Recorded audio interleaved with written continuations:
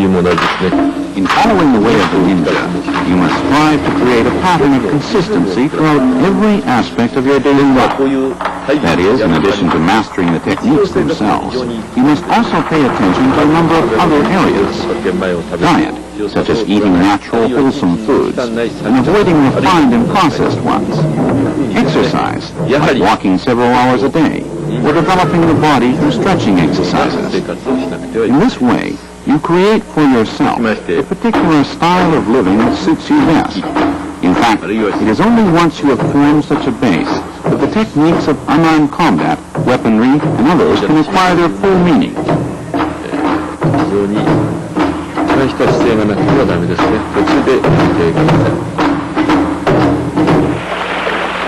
This demonstration shows one result of a ninja's long years of training, the ability to intercept the murderous intent of an attacker. Dr. Hatsumi directs the intent to kill to the student in front of him, then brings the sword down. The ninja's acquired intuition warns him of impending danger, enabling him to dodge the blow at the last instant.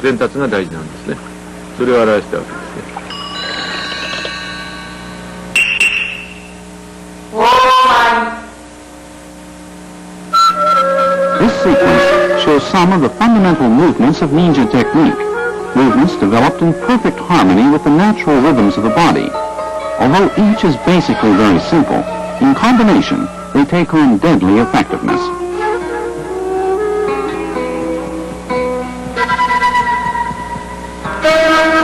Although Dr. Hatsumi appears to be using the upper half of his body to throw his attackers, in reality, he is relying primarily on foot and leg work, that is, on the lower half.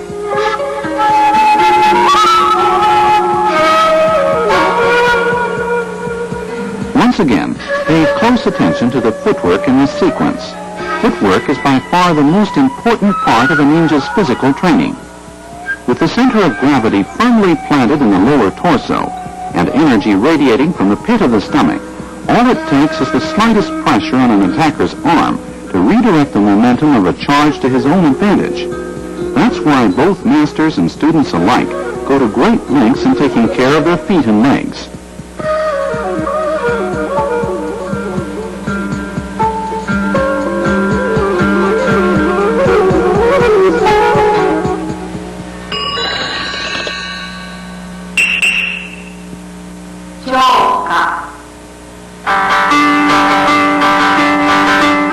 Traditional Japanese umbrellas are important parts of many techniques used by kunoichi, or female ninjas. Here it helps to divert her attacker's attention, as well as serving as an effective weapon. The kunoichi also uses her traditional wooden sandals to deliver painful blows to a number of vital points. Here she throws them to gain time in readying a vial of blinding powder for her assailant's next and last charge. Notice the lateral walking style, which gives the kunoichi time to detect vulnerable points in her attacker's defense. In the past, umbrellas were also favorite means of concealing such lethal weapons as spears or poison darts attached to the ends of the umbrella spokes.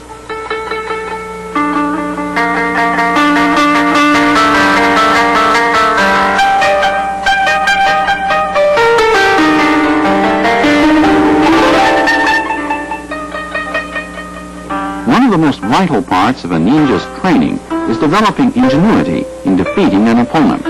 Notice how the kunoichi opens the umbrella to conceal her attack, making it all the more effective when it comes. Next, she uses the tip of the umbrella to deliver an upward strike. Also observe how many vital points she hits with the sandals: elbows, knees, tops of the feet, and shins, all in the same motion.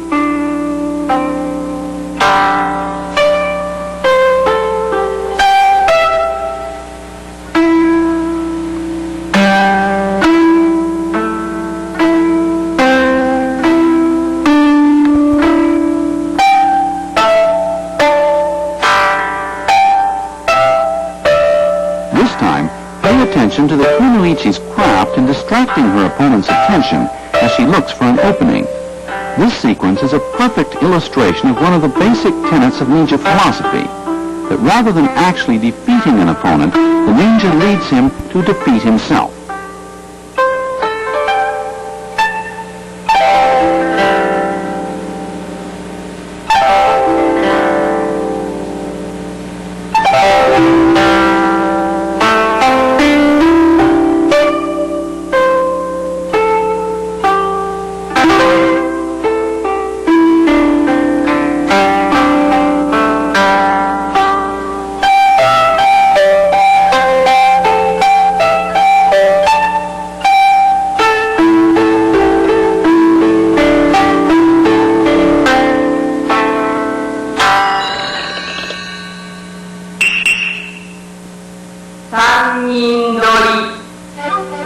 sequence, you'll notice that Dr. Hatsumi does not actually grasp any of his attackers.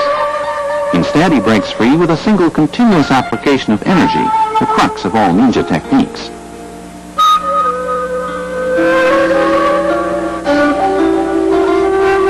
Once free, success depends on his ability to disrupt his opponent's physical as well as mental energy flow.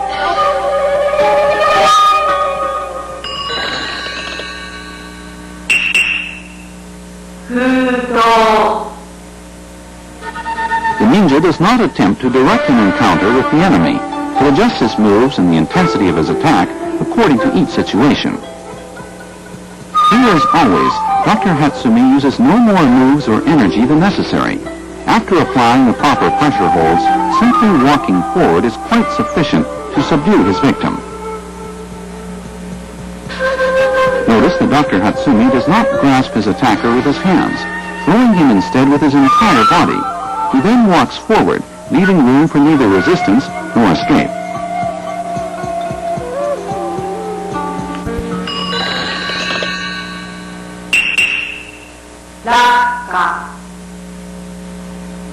This move also illustrates the importance of legs over hands in deciding the outcome of an encounter.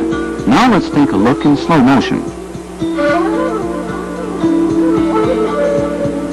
Dr. Hatsumi takes down the first attacker with balance and footwork alone, and the next with a kick ending in a sharp outward snap to the solar plexus.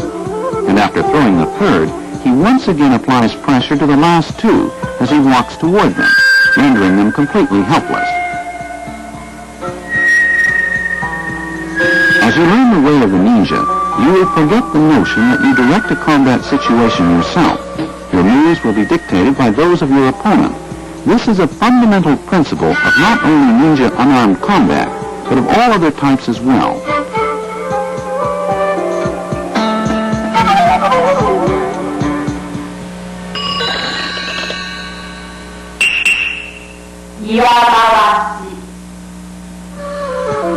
In meeting the two opponents you see here, Dr. Hatsumi secures a firm handhold, then circles to the right to immobilize both of them. Since ancient times, unarmed combat has been considered the basis of the art of war in Japan. Accordingly, walking to the right in this manner is much more than just walking. It is a direct expression of the principles of that art. Watch closely. Dr. Hatsumi uses none of the strength in his hands, relying instead on his feet and legs to do his work for him. His hands are basically just for show. It's the lower half of his body that's responsible for the outcome you see here.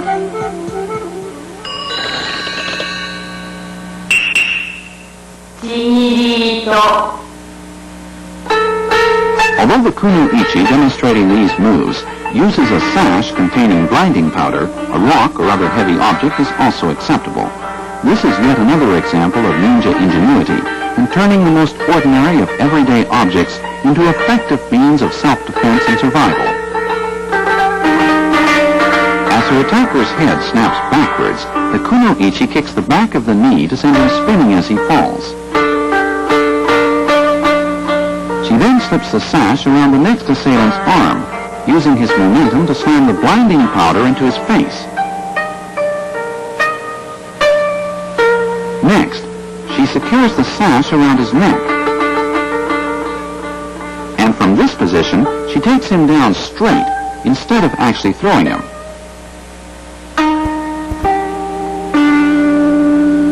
Especially for the kuno-ichi, ninja art is anything but a test of strength. In fact, the basic strategy of combat techniques for women is to strike with ferocity while feigning weakness. Of course, women are at a great disadvantage in terms of strength when facing a male adversary. However, by mastering ninja techniques, they can neutralize this and other disadvantages, as you see here.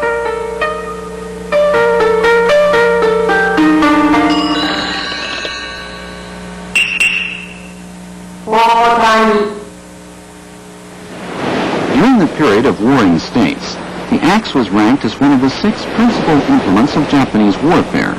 What's more, since axe techniques are related to other types of pole fighting, mastery in this area gives the practitioner easy access to a wide range of others, a trademark of ninja art.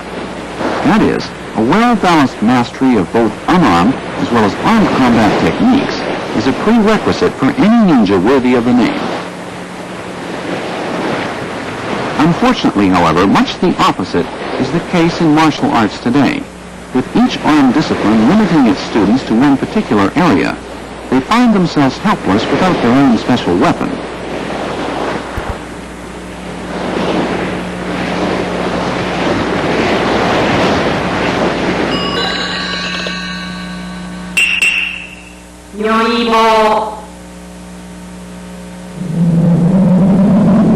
In the past, these long, imposing poles were covered with iron and used to literally crush opponents. In fact, they saw extensive action at the front lines in battle, much like the tanks of today. One reason for their popularity was that since many warriors of old wore protective armor, these poles were far more effective than swords in combat. In fact, a blow from a weapon like this was enough to snap even a heavy sword in two like a toothpick.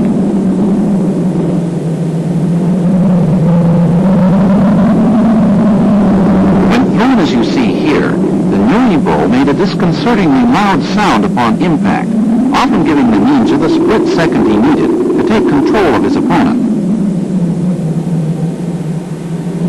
Nyuibo could also serve effectively as shields. Here you see the ninja putting one between himself and the attacker to launch a variety of disabling kicks. Then once he has secured the advantage, it is a simple matter to force the victim to the ground, breaking his arm as he hits.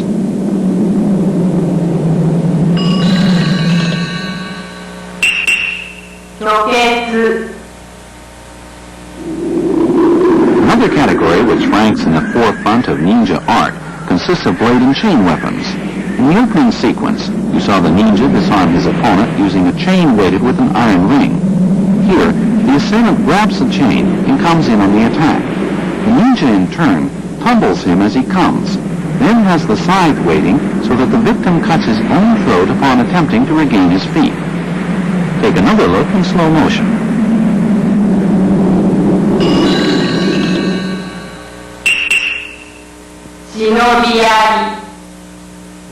The spear you see here contains a set of reversed hooks to assist the ninja in such operations as climbing trees and scaling walls. As you will observe, these hooks can also be extremely effective in disarming adversaries and launching counterattacks. In this move, Dr. Hatsumi drives home a lethal jab to the stomach.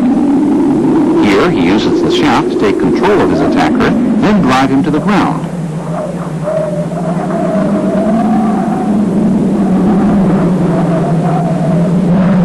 The wide range of moves with this weapon, spinning the enemy's sword, striking with the shaft and the hooks, penetrating the enemy's defenses to counterattack, or foiling a lunging sword offensive.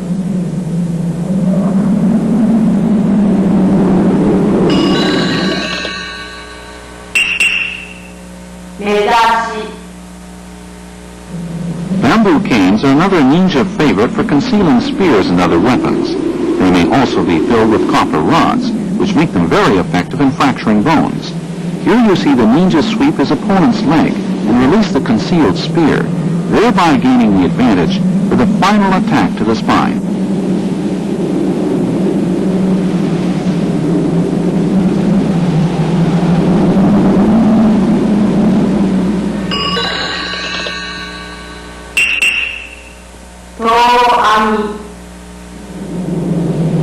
The original meaning of To-Ami was a net which destroyed evil.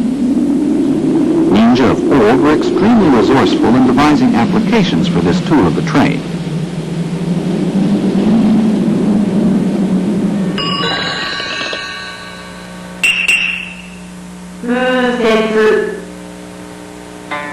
Here you see an intermediate-sized Japanese halberd in the accomplished hands of a kunoichi.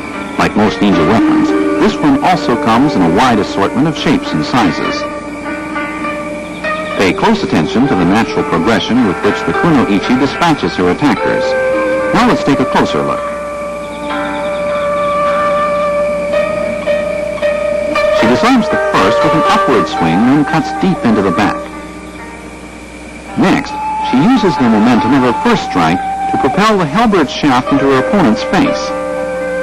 Finally, she slashes his chances of future combat.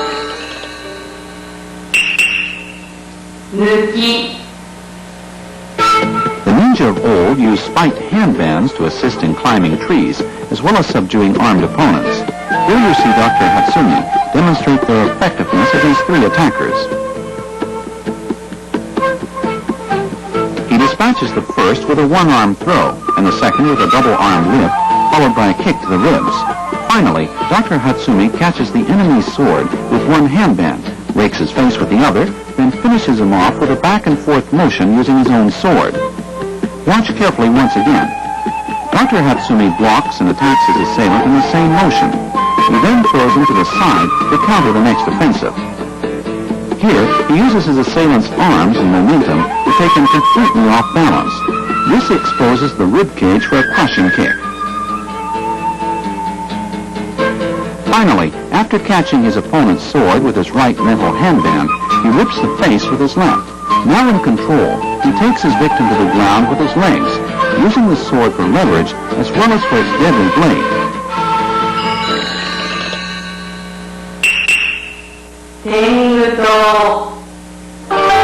Tenguto technique, which derives its name from the tengu leaf or death cup, uses both arms to simultaneously strike an assailant's ears, neck, or other vital points.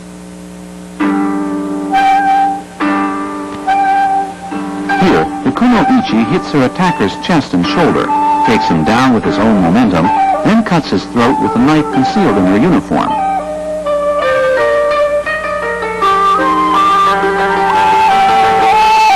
You'll notice that the kuno-ichi strikes with both hands open. What's more, only after she is in complete control does she actually take hold of her opponent, since this would mean losing the speed necessary for an effective takedown.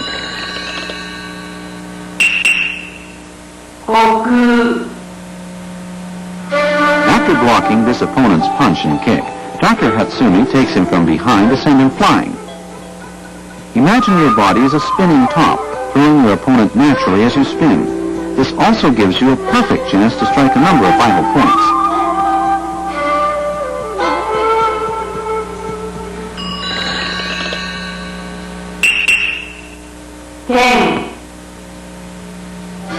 Dr. Hatsumi catches this punch with his elbow, pins his opponent's foot, and delivers a kick to the exposed chest. Slowly and deliberately, he forces his opponent's stance open as he waits to plant the kick at the most vulnerable instant.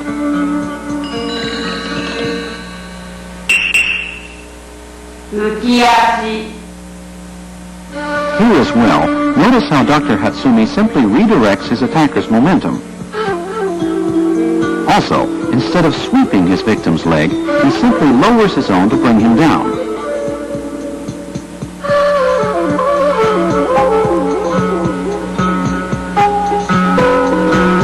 As you follow Dr. Hatsumi's moves in this sequence, you'll notice that each flows naturally from the preceding one, and with the final application of pressure, he has his victim totally immobilized.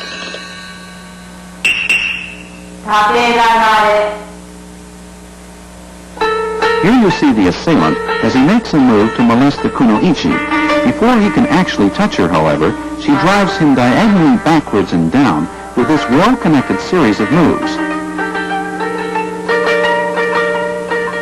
Block takes the arm, controls the face, and the takedown by collapsing the leg. Her knee in his leg, her foot on his wrist, her hand pins his jaw. This time pay special attention to the legwork of the kuno-ichi. She takes her opponent down by striking the back of the knee with her own. And after pinning him at point after point, she is in position to deliver her final 2 blows to the neck.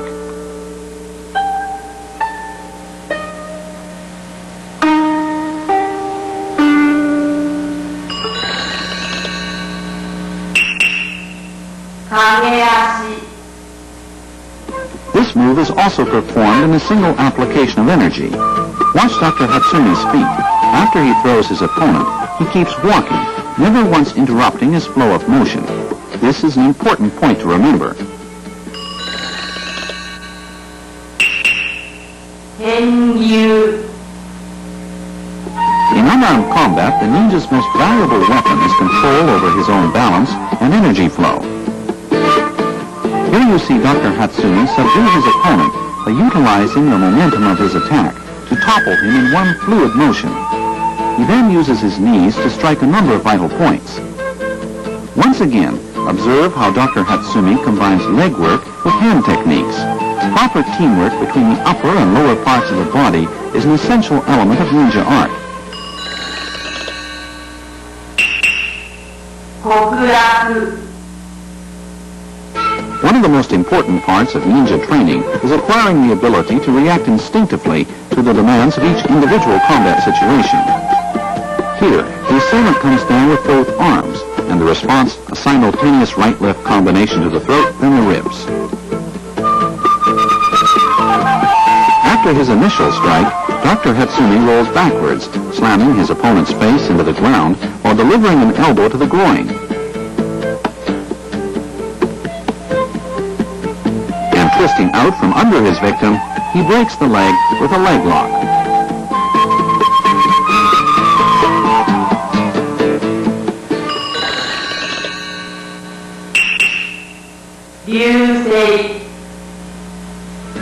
This move can be used to catch kicks to the front, rear, or sides.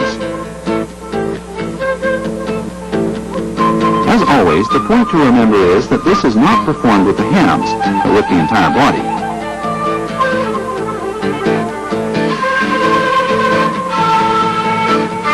Here, once Dr. Hatsumi has the leg, he breaks it as he forces his opponent down. This is known as Jigoku Dori, or the hell hold.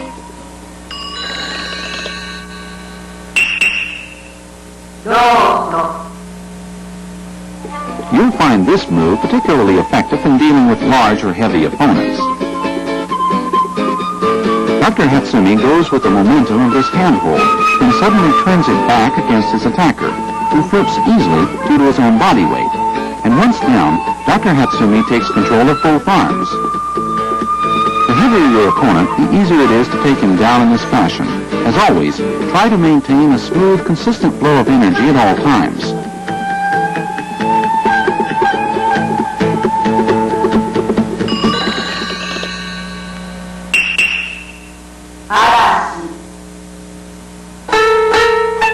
The kuno-ichi breaks this stranglehold with blows to the ears, neck, and chest.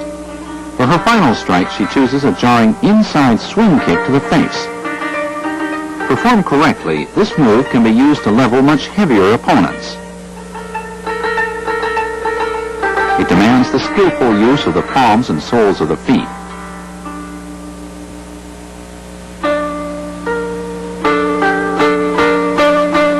Now let's take a final look. The kuno-ichi springs as both her palms strike the ears, the chop to the carotid artery, the straightforward takedown kick, and finally the inside swing kick.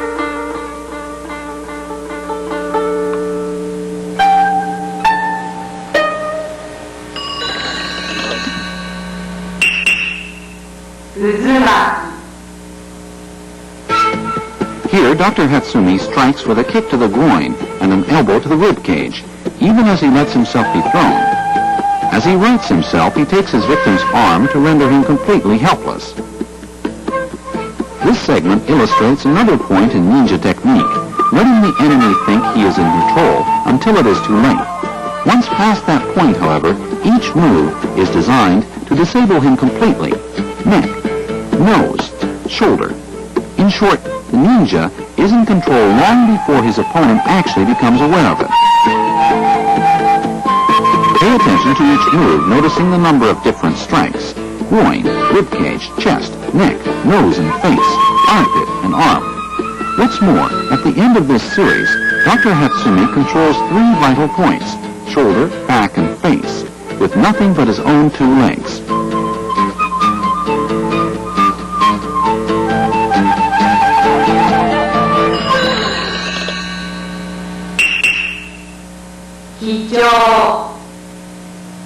Here, Dr. Hatsumi sends an attacker flying with this high-low kick combination. Of course, you can effectively reverse the order, low then high, according to your combat situation. With practice, you gain effective striking power anywhere on an opponent's body. 竜巻 Under attack from assailants front and rear, Dr. Hatsumi extricates himself with a combination of moves that puts him on top, literally, in a matter of seconds. Here it is again. The break strikes the ribs, takes the shoulders. Watch Dr. Hatsumi's hands, with which he applies the leverage and pain necessary to spin his opponent, the crucial move in this sequence. Next, let's find out why. Pay close attention to the legs of the two attackers. Dr. Hatsumi makes them work for him. As you see, the first attacker actually take down his own partner. This is a perfect example of the ninja principle of minimum energy expenditure in action. 無刀 Although it looks like Dr. Hatsumi is taking down this attacker with his neck alone, in reality leg work and overall balance are the keys in this throw. Once this move is fully mastered, the ninja can throw opponents in this manner with a single application of energy. 波動 Here's another two-on-one situation. As soon as Dr. Hatsumi gains control, he employs the familiar ninja tactic of circling behind his opponents while applying pressure, and leaving them unable to either fight or flee. This time, pay attention to the wave-like rhythm with which Dr. Hatsumi times his moves in response to his opponent's charges. In fact, the choice, timing, and speed of each move spring directly from the situation itself. And with both hands already in use, he brings legs and elbows into play in totally immobilizing his victims.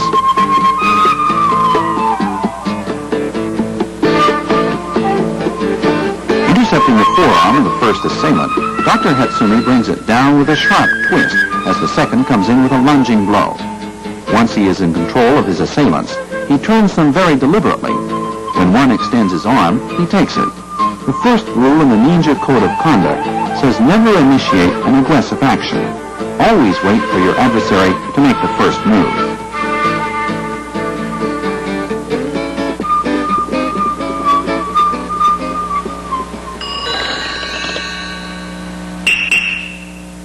Happo. This move is another perfect example of true body combat. It is neither the hands nor the legs, but the entire body functioning as a single unit which throws the opponent. With success depending primarily on balance and timing, the skillful use of this move requires almost no energy expenditure. 手刀 Here you see Dr. Hatsumi demonstrating a move related to traditional sword fighting techniques. In this case, however, the sword is used as a shield rather than a cutting instrument. It helps distract the opponent's attention as Dr. Hatsumi takes him down with a combination of balance, timing, and footwork.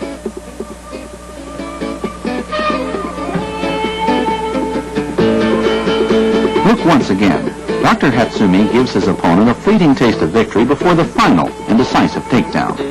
Here you're looking at a specimen of ninja art at its finest.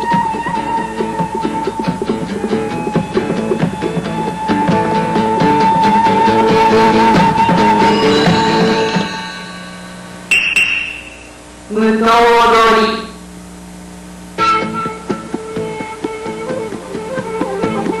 ninja of old often used this series of moves to defend themselves against a group of sword-wielding assailants. There are, of course, a great many variations. First, let's look at the entire sequence.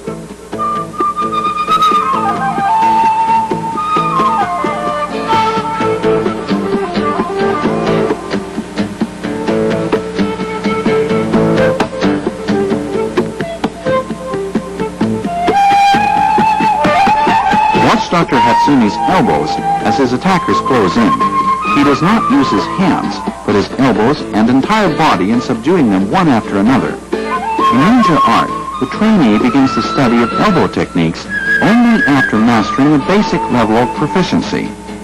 Dr. Hatsumi uses his hands only when taking control of the last attacker's sword.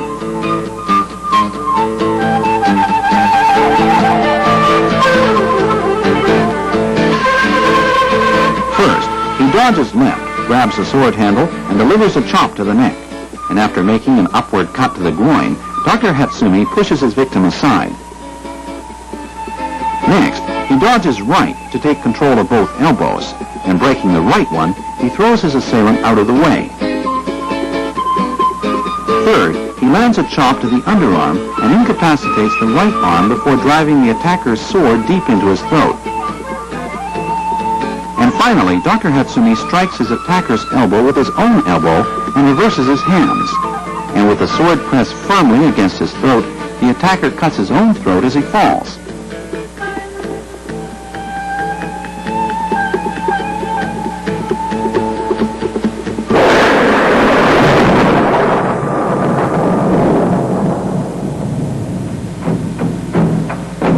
以上を見ていただいても分かりますように、忍術というものはドロンパンと消えるようなもんじゃないんですね。As you've seen during the last 30 minutes, ninja techniques are not intended to give practitioners invisibility or other magical powers. At the same time, ninja art involves a great deal more than just skillful performance of a group of noobs. Though very simple and straightforward, this once secret teaching is extremely complicated and profound. でも単純ですが非常に難しいものです。体術は言うなれば悟りであるというふうに解釈しても結構でしょう。The way of the ninja is the way of the total person. Practice, enlightenment, the art of life itself. To the true ninja, they're all one and the same.